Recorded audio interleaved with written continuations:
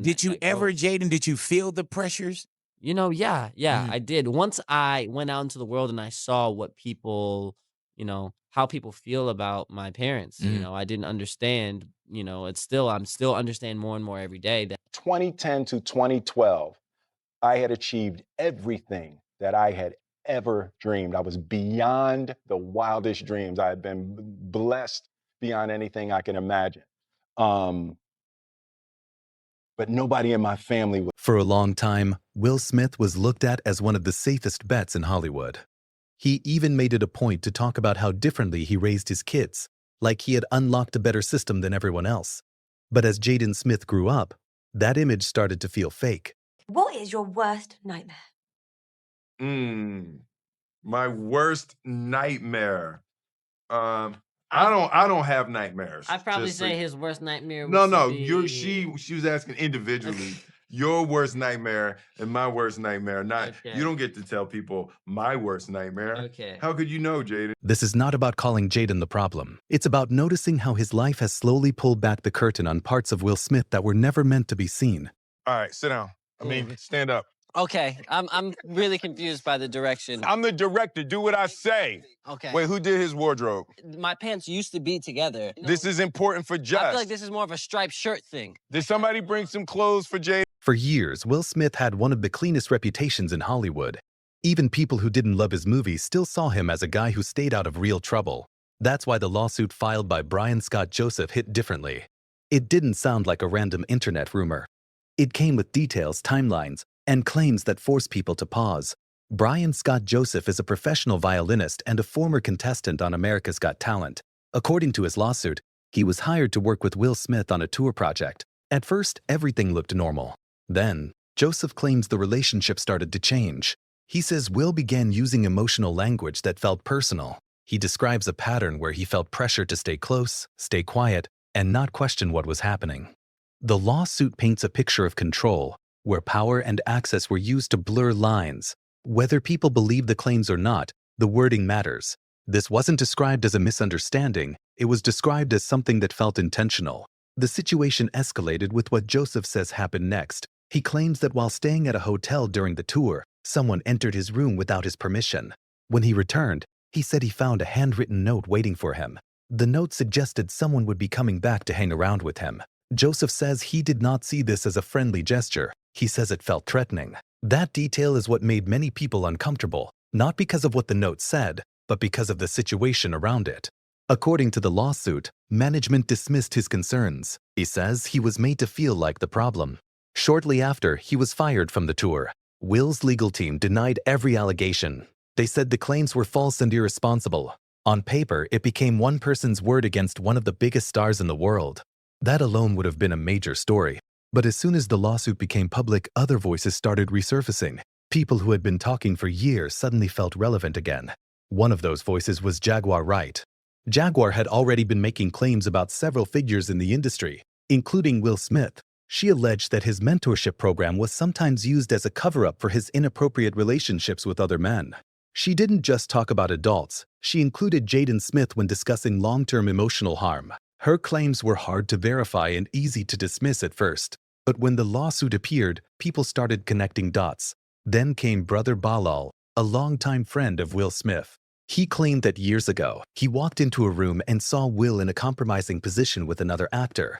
He also claimed that something serious happened involving Jaden that caused him to leave the family home early. This is unlike him, right?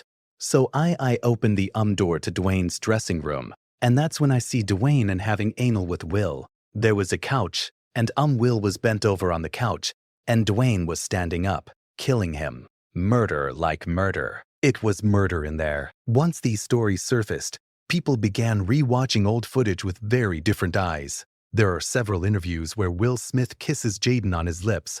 Your kiss. Are you okay? At the time, many people brushed it off as a very affectionate dad. But watching them again, some viewers noticed Jaden's body language. He often looks angry. His smile looks forced. His reaction feels delayed. And it looks like he's unsure how to respond. That discomfort became harder to ignore once people started paying attention. It wasn't one clip. It was several, spreading across different years and interviews. Fans began asking whether those moments were really about affection or about control over how their relationship was presented publicly. You know, I love him, Ellen. I love him. These moments matter because they didn't happen behind closed doors. They happened in front of cameras. Jaden didn't get to decide how those interactions were framed. Millions of people saw them. And once something like that is out there, it never really goes away. When a child grows up without control over their own image, it can mess with how they understand boundaries. If your discomfort is treated like a joke, you learn quickly that your feelings come second. Over time, that can shape how a person tries to take control back. By the time Jaden Smith reached his late teens, people had already decided he was different. His clothes, his interviews, his music, all of it felt designed to confuse people. But the moment that really locked that reputation in came from the way he talked about his relationship with Tyler, the Creator. For some people, this was proof that Jaden was just being honest about who he was. For others, it felt uncomfortable, not because of, but because of how public and one-sided it was. The focus shifted away from who Jaden liked and toward why he needed to say it that way. That question became unavoidable at camp. In 2018, Jaden was performing in front of a massive crowd. The energy was already high. Then in the middle of it, he grabbed the mic and announced that Tyler, the Creator, was his boyfriend. I just want to say, Tyler, the Creator, is the best friend in the world, and I love him so much. And I want to tell you guys something. I want to tell you Tyler doesn't want to say, but Tyler's my mother boyfriend and he's been my mother boyfriend my whole life. Tyler, the Creator, is my boyfriend. Jaden's public identity started to feel less like self-discovery and more like self-defense. If he stayed unpredictable, nobody could pin him down. To understand why Jaden needed that kind of reaction, you have to go back to the moment he stopped trusting his father. In 2013, Will Smith released After Earth. This wasn't just another movie. This was Will's vision from top to bottom. Will framed the film as a passing of the torch. He talked openly about wanting to set Jaden up for long-term success. In his mind, this was the perfect launch, but Jaden was only 14. That part gets glossed over a lot, especially when the movie costs over $1,000 million and is marketed worldwide. The pressure wasn't just to perform, it was to justify the faith his father had placed in him. How were you so able to create your own lane, as opposed to just being the son of, you know? That's something that I tried to do from the very beginning, and it's something that my parents were aware of and they made us aware of it before, we even found out from other people that there was this expectation on us. They said, hey, people out there in the outside world, they're going to, say this and they're going to say that. You have to live up to our expectations of what we've done and what we've accomplished in our life. And you have to live with that. So we kind of knew that when we were young. And when After Earth came out, everything fell apart. The movie wasn't just called bad, it was called embarrassing. Jaden didn't escape that criticism. In fact, he became the target. For a kid who had been raised hearing that he was special, this was a shock. Not long after the movie's release, Jaden asked to become legally independent from his parents. He wanted emancipation. That wasn't a teenage tantrum. That was a serious request. A kid asking to separate himself from the people who were supposed to guide him. Will later admitted how much that moment hurt him. He said it shattered him. But the key part is Jaden felt misled. He felt exposed, and he felt like his father's ambition mattered more than his safety. I'm not going anywhere. The thing that people don't get is everything at his house is free. So I can get anything and everything that I want at his house. So I think I'ma be there for 20, 30 more years. But he says as soon as I have a movie that's bigger than one of his movies, there ain't no reason to live at my house no more. But this is where the trust broke. Jaden stopped seeing his father as someone who could protect him. Acting stopped feeling like an opportunity and started feeling like a trap. So he pulled away. He stopped chasing traditional roles. Instead, he built an identity that rejected expectations.